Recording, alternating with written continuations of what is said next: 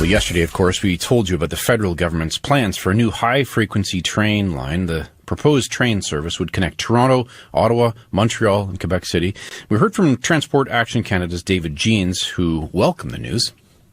Kingston is going to become a hub in this new network so that it will have trains that are based in Kingston that go east, west, and north. So Kingston will still have service to Ottawa, but the main corridor will actually be passing from Ottawa through Smith Falls and then down, basically along the route of Highway 7, down to Peterborough, and then into Toronto that way, because that route provides VIA with a line that they will own and that will not be competing with the freight railway. My next two guests, though, have questions about why cities like Cornwall and Brockville were not included in this announcement. Eric Duncan is the Conservative MP for Stormont-Dundas and South Glengarry, and Michael Barrett is the Conservative MP for Leeds, Grenville, Thousand Islands, and Rideau Lakes. And both are on the phone this afternoon. Nice to have you with us. Thanks for having me. Thanks very much. Eric, I'll ask you first. You've expressed this disappointment you have in the new line. Where do you see it falling short? Well, I'm very concerned about the lack of details of what it means for communities like mine in Cornwall, of where we're not going to be on that main high-frequency route that's being announced. Right now, being along the 401 corridor, there's a lot of questions that are remaining. What's it mean for, what type of service level does it mean for the Cornwall station and the people in our region of Eastern Ontario? And so we've been trying to get assurances from VIA. They're saying to us, oh, yes, this will be positive as well. But I kind of question when the minister is going out in Quebec City, Montreal, Ottawa, and Peterborough touting how wonderful this is. We're not getting that same enthusiasm in Cornwall, Brockville, and so forth as well. Michael, I'll ask you whether you see it the same way as Eric does, or are you feeling that Brockville's been left out of this party? Well, there's certainly been an absence of proper consultation. And, we heard in the clip that you played there that Kingston is said to be a hub in this plan.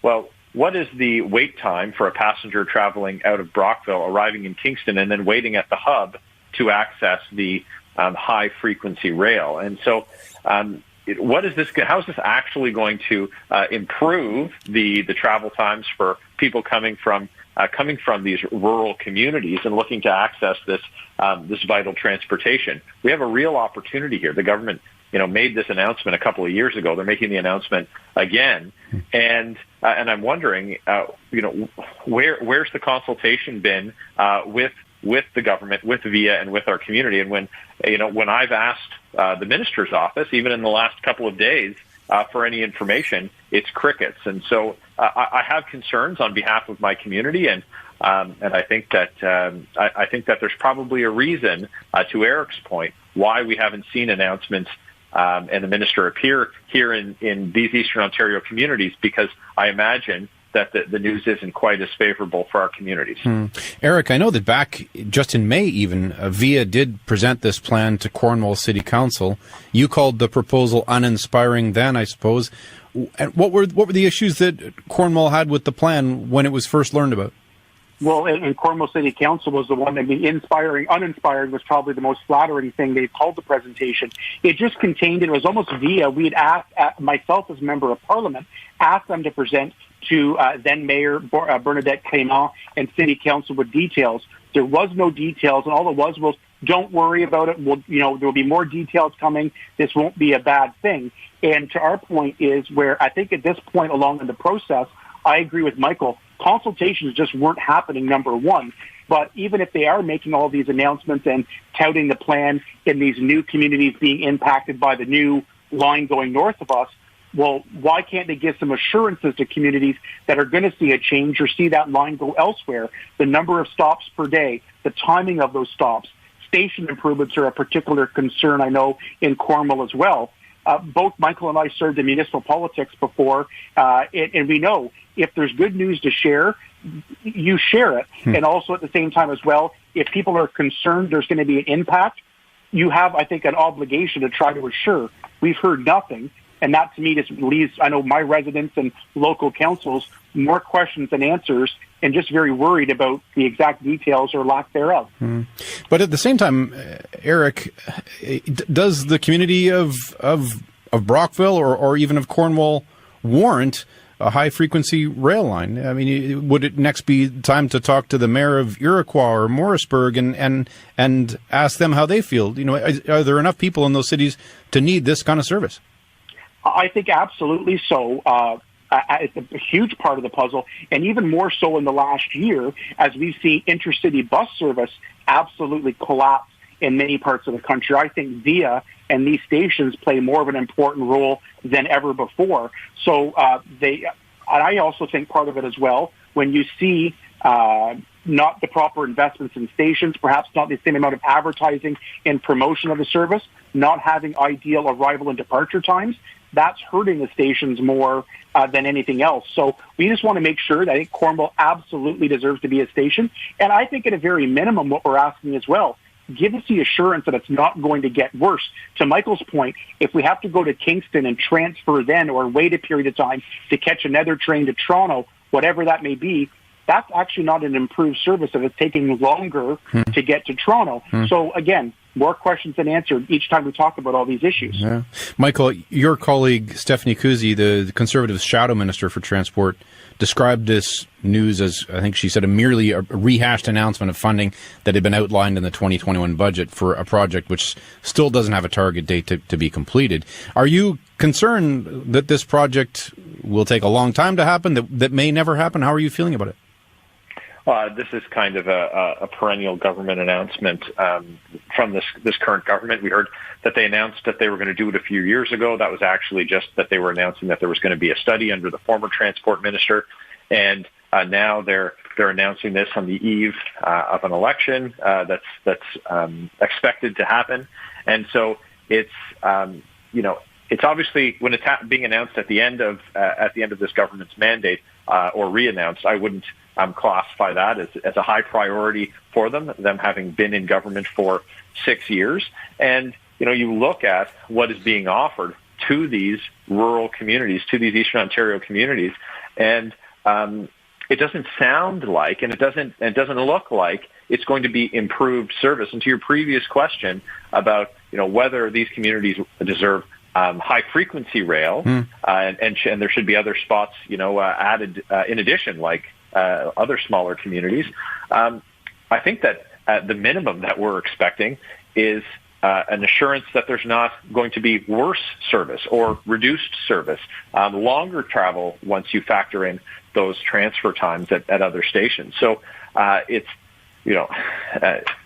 think that if the presentation that Eric received at his request at Cornwall City Council was uninspiring, I think the announcement that the ministers have been making along their whistle stop is very much the same. And there's, again, an opportunity. And early on, after my election, I called on VIA and I reached out to VIA and asked, what could we do to get more people on the train, get more people, taking it into Ottawa, adding more stops or adding more trips, and not a whole lot of communication, not a whole lot of interest. So they certainly weren't interested in expanding at that time, and so now I'm concerned that that same trend is continuing now. Yeah.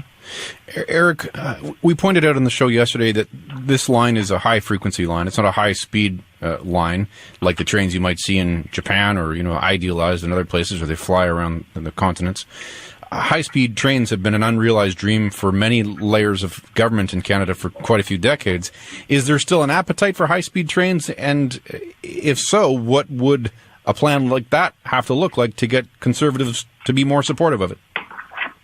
Well, I think at a high level, in terms of the idea, it had to be a business case, and I know there's some private companies looking at an option along there, and you're right, the difference between high speed. And I'll just say at a level, I said before when speaking about the budget or other things, we're having a very hard time in this country moving large infrastructure projects forward. And to Michael's point about the rehashed announcements, this is not a shovel in the ground. There's no set timelines even to do so. So again, I support public infrastructure, obviously. Again, going back to our municipal background, it's embedded in us when we come to, federal officer in Ottawa.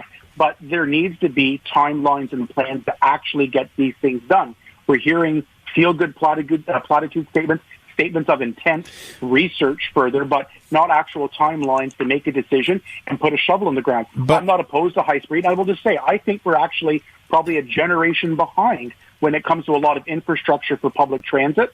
And the announcement, I think I worry we're going backwards in communities like Cornwall with 43,000 people, tens of thousands more nearby as well. And I know Brockville's in the same situation. I think services should be at least maintained, if not improved. We don't want them being cut, and we're just not convinced of that yet from what we've heard. Michael, let me sharpen up the question as I repeat it for you. I mean, if there was high-speed train traffic through this corridor, it wouldn't be a degradation of service. People from Brockville could take a quick trip over to Kingston, I suppose, and or perhaps somewhere up further north to a Highway 7 junction and get on this high-speed train, and their long-distance trip from then on to Toronto or perhaps back east to Quebec or Montreal, it would be a shorter trip overall if this was the kind of investment that was made. Are you more in favor of that? Well, I mean, unfortunately, we're dealing in the hypotheticals with that question because the government spent the last 6 years, saying that they were going to study and announcing money and re-announcing money for a high-frequency rail, not for high-speed rail. And so, they've been unable to deliver, unable to get a shovel in the ground for this other project. And if it's operating on a separate track, as high-speed rail would have to, of course, that would be a fantastic infrastructure boon for the region and for people traveling along that corridor and certainly for our community. But instead of closing that gap, that infrastructure gap that has opened up over the past generation, as Eric said, we're planning to maybe study and someday get a shovel in the ground for some rail that might go a little bit faster or come a little more often. So hypotheticals, but not come everywhere more often necessarily. And so there's just so many more questions than answers. And you would think that given that the proposal is a lesser proposal, I would say high-frequency rail is a lesser proposal to high-speed rail. And they're going to spend huge sums of money Michael Barrett, to do this. Yep. I'm going to hold you there. I think I get your point. You're not sold on it. Nice to have you both with us on the phone this afternoon. Appreciate it. Thank you very much. That's Eric Duncan, MP for Stormont-Dundas and South Glengarry, and Michael Barrett, the Conservative MP for Leeds, Grenville, Thousand Islands, and Rideau Lakes.